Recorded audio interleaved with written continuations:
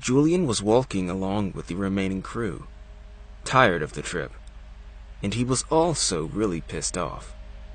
I've been working with them for so many years and I've still been played for a fool since then, he thought, crushing an already broken branch with his foot.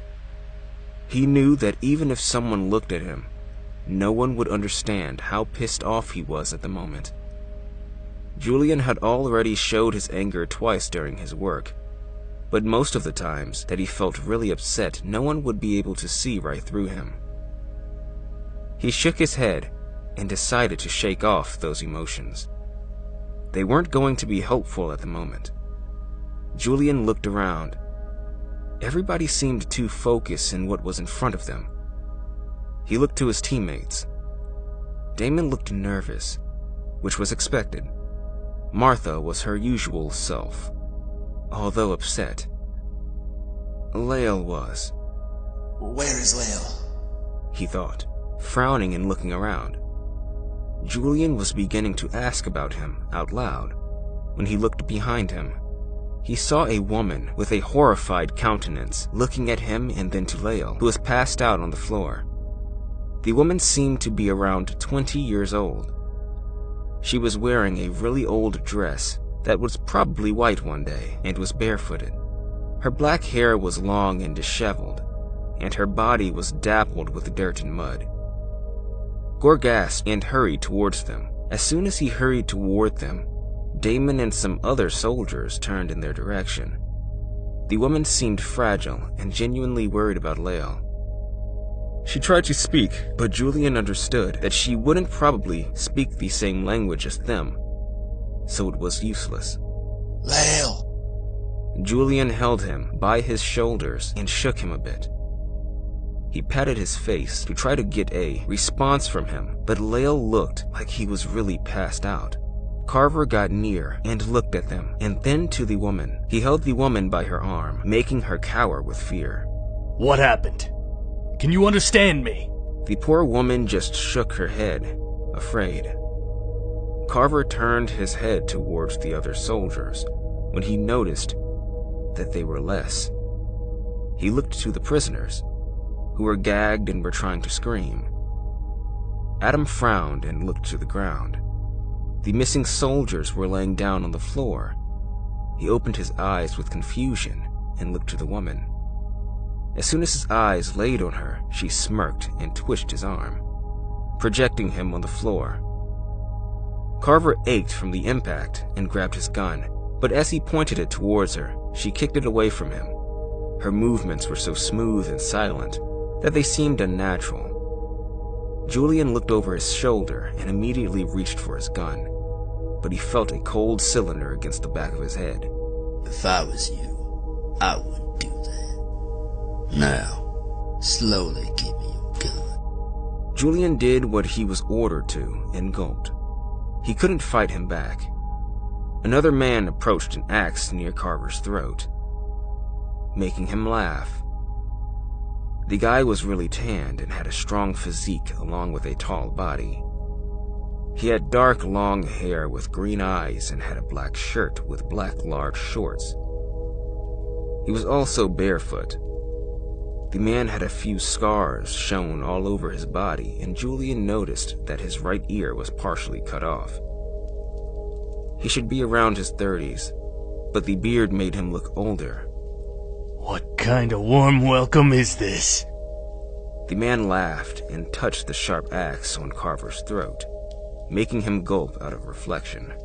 Julian never saw Carver trying so hard to hide his emotions like in that moment. It's just the beginning, my friend.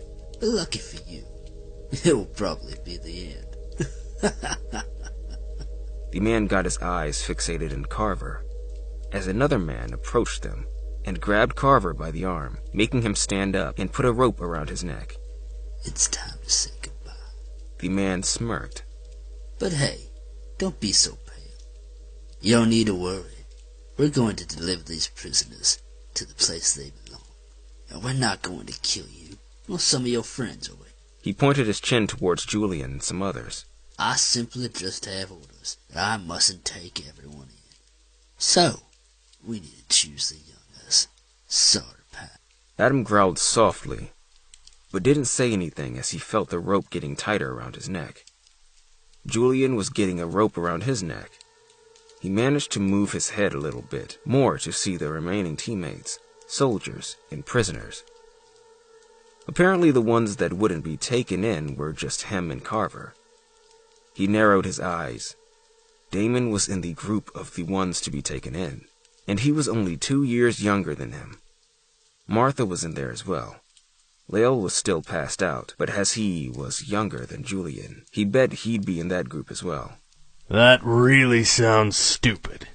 If you wanted work done right, you'd choose people with more experience rather than less experience, which usually equals younger people, right? Besides, I know you've got some people out there that are almost my age as well, so that doesn't make any sense. Adam's rope got pushed behind, making his head tilt to the back, and made him lose balance for a moment. Right. Then maybe we choose the ones we want, because we can. The man shrugged and frowned, matching Carver's expression. Carver didn't say anything else.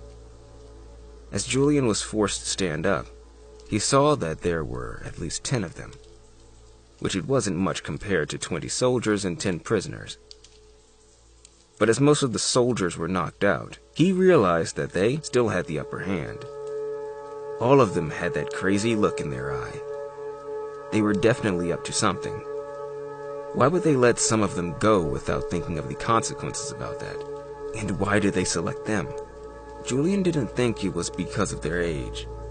No, it had to be something else. But he couldn't figure out what it was. Once he was shoved towards the opposite direction of rest, Gore and Carver tried to fight back, but it was useless. You know, we're giving you a chance to escape. But if you want to die this much, we can just kill you right here where you stand. The man muttered quickly and smiled in the end. Along with him, another man was with them, pushing the rope so Adam and Julian would walk back to the place where they came, the ship. As they got to the ship, the man fetched a Colt from behind his shorts and checked the ship. Soon he came smiling with the pilot and co-pilot of it, pointing his gun towards him. Carver, Julian, you're free to go back to your place. Otherwise, you'll die. How did you know? Oh! I believe you don't know, but your nice director gave us orders just returning you two. Why just the 2 of us? And what's going to happen to the rest? Replying to the first question, that's something you must ask your director, not me. I was just giving orders. But if you ask your friend here, he might know something. The man shrugged and pointed his chin towards Carver. Julian glanced to Carver, who was now standing still, with no response. His expression demonstrated that what the man was saying wasn't a surprise for him at all, although he had pain and guilt mirrored in his eyes. You knew? Julian spat, frowning and tilting his head. Adam looked away and didn't say anything. If Julian hadn't a rope tied to his neck, he'd probably punched Carver. Now, replying to your second question, I don't know. They can be executed, sold, somebody's slave, somebody's pet. We'll see. The man chuckled as he finished the enumeration.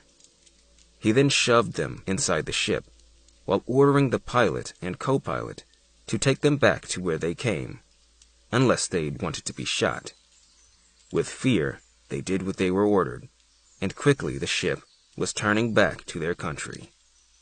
Gore and Carver stood, quiet, after getting in the ship, keeping busy getting rid of the ropes. After a couple of minutes, Adam started to speak fast. Listen, I didn't know the exact details of what would happen, and that much is true, so please believe me. I had no idea we'd be removed like this, and that the rest would be kept in there. But we're going to retrieve that. Bullshit. It's true! I knew that I needed to bring you here, so you'd know the truth about Jafir. But I had no idea what was going to happen. I'm in the dark here. It's so fucking convenient that you were saved. Julian spat and looked at him through the corner of his eyes. His voice got deeper and darker. Carver could feel him tightening his hands around his neck. with the power of his mind. I can assume why I was saved. I'm not gonna lie to you. As I was part of the project since pretty much the beginning, it's pretty clear. Now why you're chosen, I'm not sure. Maybe because you've worked at our department for longer than the rest. Adam Carver suggested. The distance between them was increasing every second, and Gore could taste what backstabbing was like. How do you plan to retrieve them? Carver bit his lip. Julian opened his eyes widely. You don't know, or you don't plan on coming back to rescue them at all? We need to speak with Thaddeus. He'll know what to do. Julian clenched his fists and looked away. Gore felt completely disappointed. I will rescue them, no matter what. We need to wait for further orders, too. I don't care. You can fire me if you want. I'm still going to do anything to help them. And when it's all over, I'm gonna quit. Myself. Julian glanced at him again with a tired face. Adam knew that look. He looked and sounded tired. But he was actually just holding his anger so he wouldn't explode and do something he'd regret later. Julian was planning to avenge them.